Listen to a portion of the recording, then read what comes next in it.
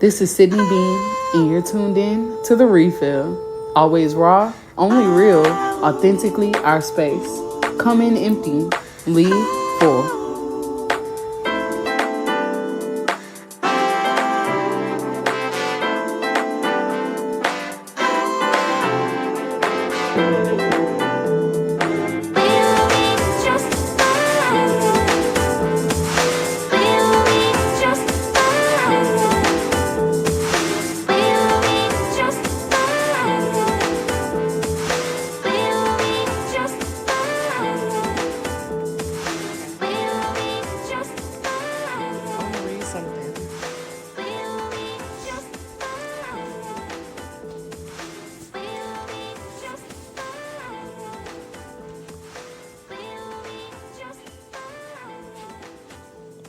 Before I walk in, I don't have to be perfect today. I don't have to be eloquent or calm or clear. I just have to be honest.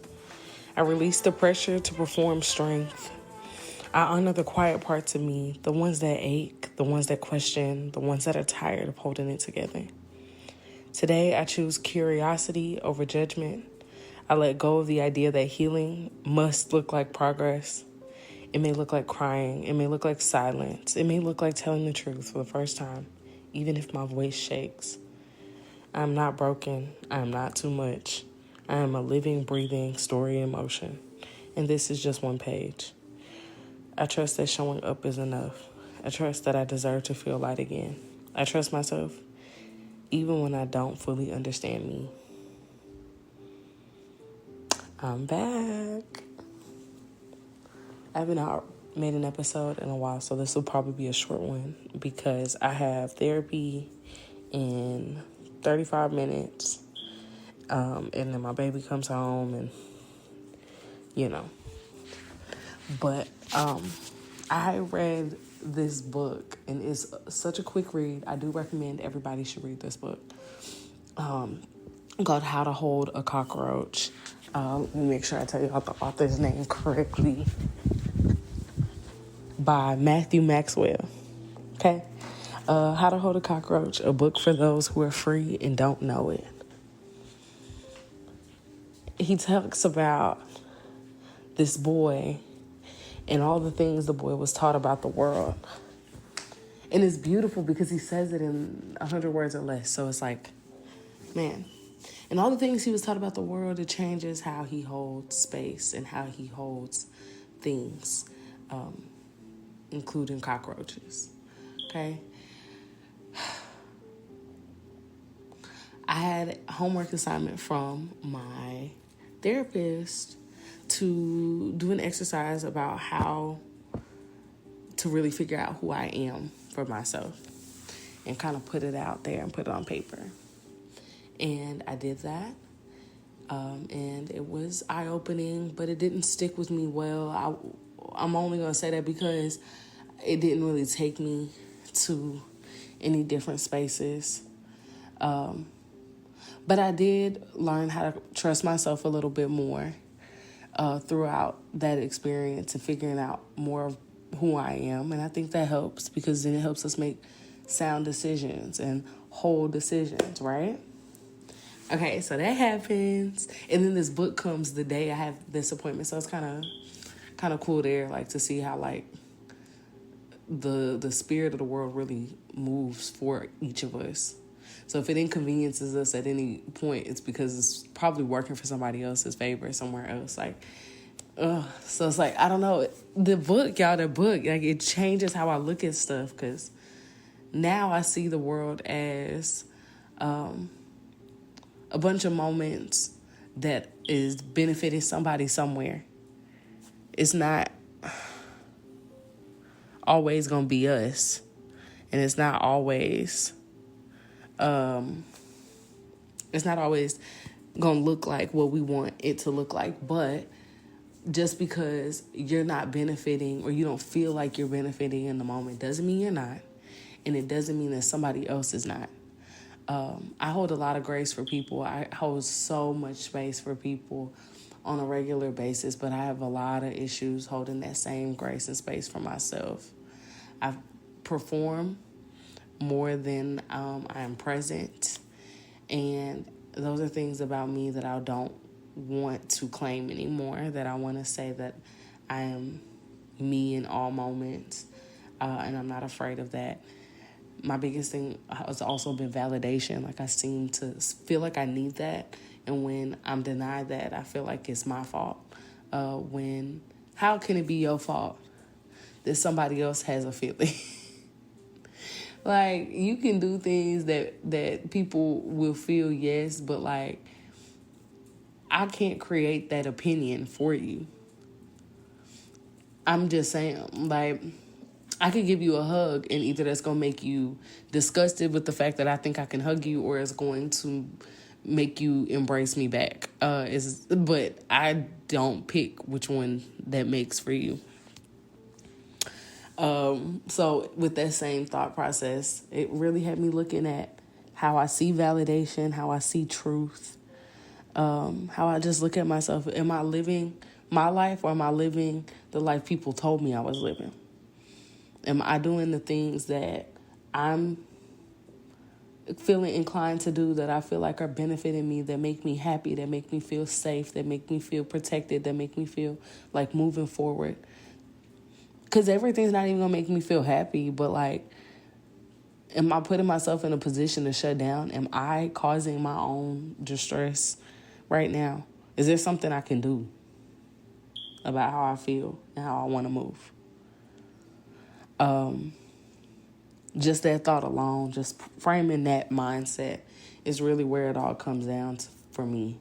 And with that, it made me think about... Okay, y'all, please don't make fun of me, because I promise you, I got a handful more episodes, and then I swear I'm going to share y'all with the world. But I don't believe in dinosaurs, right? Okay, I put it out there. I don't give a fuck what nobody got to say, because I know it's about to get, like, serious if this ever makes it to people who actually don't have nothing else to do all day. I don't believe in dinosaurs. I think that Jurassic Park sold us a dream. Think that the Department of Education got some weirdo shit going on if they think that they're going to make people believe this stuff. But I think that's a whole scheme too, because big old dinosaur attractions and all that stuff like that gets kids excited. And so you got to teach the kids about the dinosaurs. Y'all, we had the T-Rex and the Brontosaurus wrong for like 100 years. And nobody said nothing, and nobody corrected it. Which tells me y'all don't give a fuck about these dinosaurs either. Because if that was the case, y'all would have said something. The DNA done broke down. Don't nobody know what these giant bones go to. And then they'd be like, oh, well, they got this dinosaur completely accurate. And it's like, how would you know that? How would you know that you have accurately created the dinosaur? Just tell me what you know to say that all these pieces fit together, but that don't mean that that's what that is. You know what I'm saying? Like, I could take a corner from 5 different boxes. It'll still make a box. Is it the box that it was supposed to make? Or do these pieces even go together? No. Okay, I can't take 5 different corners. Okay, I can take 5 different pieces. But y'all know what I'm trying to say. And I think that that's what I really be getting at with like the whole dinosaur thing, right? So I realized that everyone believes that dinosaurs are true because this is what we've all just agreed to believe. But what if we all agreed to believe that nothing we haven't seen is impossible, but it is also not fact? To take the pieces we have and to, like, you know, put it out there like it is. Those two things, it's not the same. I can't say I have never seen a purple spotted unicorn and it don't exist. I can just say I haven't seen it. So I have reframed my thought process about truth and validation to see it as, I've never seen no dinosaurs, so you're not going to make me believe what you want me to believe about a dinosaur. Okay? I was like that before this book. I've been like that before therapy, that something ain't right with that story, that theory, that they closest relative is a chicken and not an alligator. Like, so what the hell is an alligator? You know what I'm saying? Like, oh, man. So I'm just saying, like, This feels like I'm talking in circles. I just don't want to wait on nobody else no more. I don't want to wait for things to come off and appear in any type of particular way for my benefit. I don't want to play that game. What I do want to do is feel protected, feel safe in every move that I make. And I feel like I'm on the defense a lot as a person, because the whole world is telling me what to believe about everything, including myself. And so then how could you believe when all these people who can't even figure out one thing for themselves to have it all together about you? And that's a big takeaway for me, because I have struggled with that basically my whole life. Looking for acceptance, looking for collaboration, community, a sense of belonging, friends, family, to feel like friends, to feel like family. I was a girl, I love playing with dolls. I love playing Sims. I love playing like different versions of life that I could fully experience. And I used to get jealous at the lives that I would create for all these other non-animate objects and games and stuff. Like, I used to kind of be like, damn, like that's a cool life, like da da da da. And not only can you not control nothing, but you can control everything all at the same time. That how I look at my life is the difference between how I looked at my dolls and how I look at my Sims. Like, I'm looking at my life like it's just this thing that I can't move all the pieces in my favor or whatever. And that's entirely not true. I'm looking at these things from this third eye view because I can create that life for them from a different perspective. But I can also create that life for me.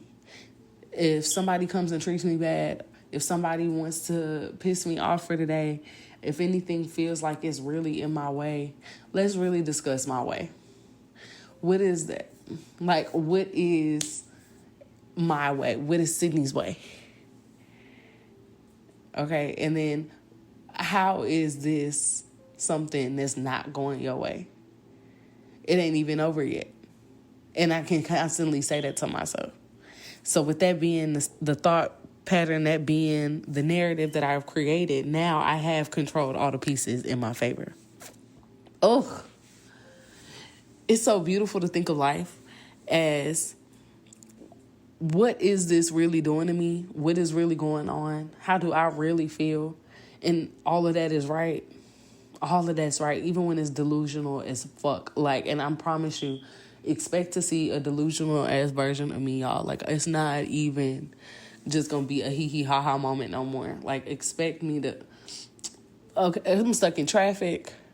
Oh, thank God I'm stuck in traffic, because who knows what accident I would have got in if I kept speeding. Or, oh my gosh, that's so helpful that I'm in traffic. I got a little extra time to be with myself. Instead of, why is y'all not getting out my way? I think my way is much bigger than my path home or to work or whatever. So that's another thing. If I'm going to do something, I'm going to be late, okay? I don't care where it is. I don't care where we're going. If we're going to go meet the president, I'm going to tell you I'm coming an hour early, and I'm going to still get there 45 minutes later than that. I'm early, technically, but I'm late, and I'm okay with that. Like, that is how I have to set my brain up. So I don't have no issue if I can change the construct of time for myself. Time. I will definitely, without a shadow of a doubt, reconstruct how I look at everything else. How I look at the validation of others.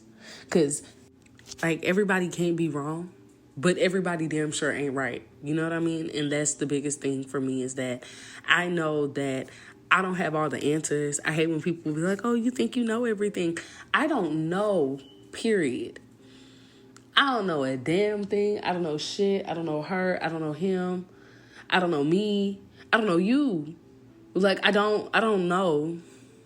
I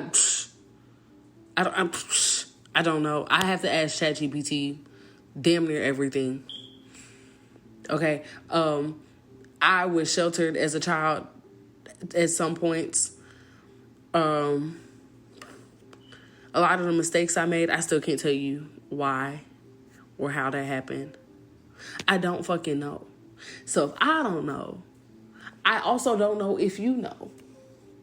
But I doubt you know, because everybody can't be right. And I'm not saying you everybody, but I can't go all around the world and I like I want to. And from what I see, you don't know a whole lot either. I'm not even trying to hurt nobody's feelings. But real shit, like, you don't know. Just like I don't know. And I know you don't know me. So it's so I gotta reframe the validation. Yeah, is all I'm really trying to say. Like, I could do this all day. I have to reframe validation. We live in a world where social media is too damn social and not enough media. I was supposed to come on this app and enjoy myself. It was supposed to be a fun thing. I remember lying about my age and saying I was born in 1988 because that was the only other birth year I could think of. I don't know why I didn't just count until I hit like the minimum. But I was, 25 years old, according to all my social media. But that all came out when I was fairly young. And I remember when it was a fun space. I remember that. And then I remember when it stopped being a fun space, when you had to watch what you say and watch what you do. And it wasn't just Farmville no more. And then I had to kind of watch it turn into a rule book, but also like a Dr. Seuss book at the same time. Like, y'all can't be for real. I miss the days where people could just kind of express themselves. That's when I think I get jealous of the 90s a bit, because there were so many more opportunities. I feel like in the 90s, the 80s, man, I could take it back to the 50s and the 40s, like especially with black people. Oh my gosh, Harlem Renaissance, like all the stuff. Like, we had so many opportunities and eras of creativity, and like now that shit is weak. Like, y'all, so it's like I can't expect more from other people than I already expect from them, their personas that they present, or the personas that they hide. That's the real one, because I don't know. I don't even know who the fuck it is you are on the internet. How the fuck am I supposed to know who you really are? And then why would I care about that too hard? I can't.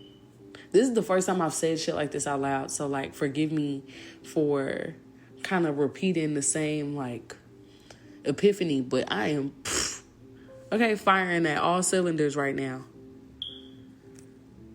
And I really don't have much else to say. This is a short-ass episode because I don't really have much to say. I just want y'all to know that I don't know a damn thing. And I cannot wait to expand with y'all further. But I'm going to go talk to my therapist because that's what this is all about. And I will fill more of my cup later. Hold grace, give space, or whatever I'll be saying in all the other episodes. And I will talk to y'all soon.